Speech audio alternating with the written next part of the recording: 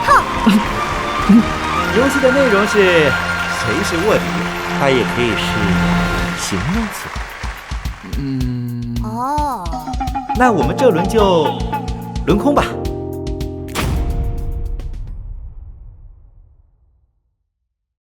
经过第一轮的描述，大家心里是不是多少有一点点的数了呢？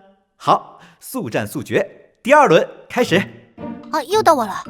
我想想啊，哦，我很喜欢他。巧了，我也很喜欢。哎，不能跟我说的一样啊。确实，祁红嘉宾换个形容吧。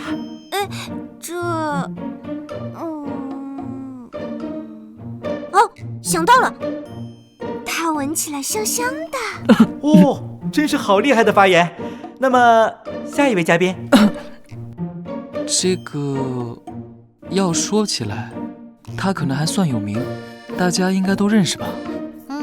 认识，确实认识。对。来，有请4号嘉宾。我想想，虽然很健康，但不可以煮太久，泡久就淡了，对吧，各位？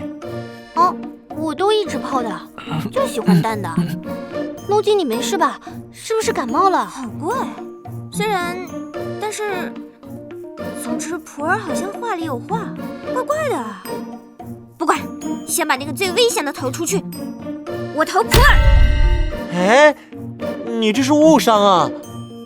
那我也，为了自己的安全，我也投普洱。哇，好爽快的第二轮。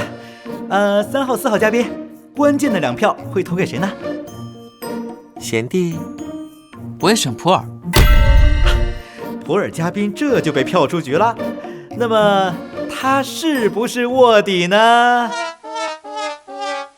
在那个时候，可能我确实太跳了，引起了祁红的怀疑，那我肯定不是卧底嘛，对不对？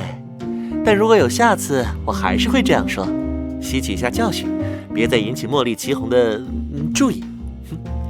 哎呀，重在参与嘛，对不对？哎呀，很遗憾，普洱是平民。游戏继续。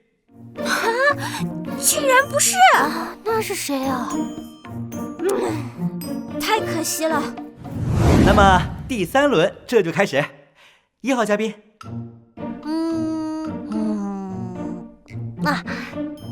在享用它的时候很温暖。怎么了？那么好笑吗？没有，形容的特别好，真的特别好。够了，可以了，大家不用继续了。我跳反，我就是卧底啊！不会吧？没想到啊！哇，真是惊人的展开，太精彩了。平面词是茶叶，不是哦。茶水，也不是。绿茶 ，bingo， 答对了。你们回忆一下之前的形容，快！普洱住口！感谢4位嘉宾给我们带来如此精彩的表现，大家再见，请期待下一期名言名语。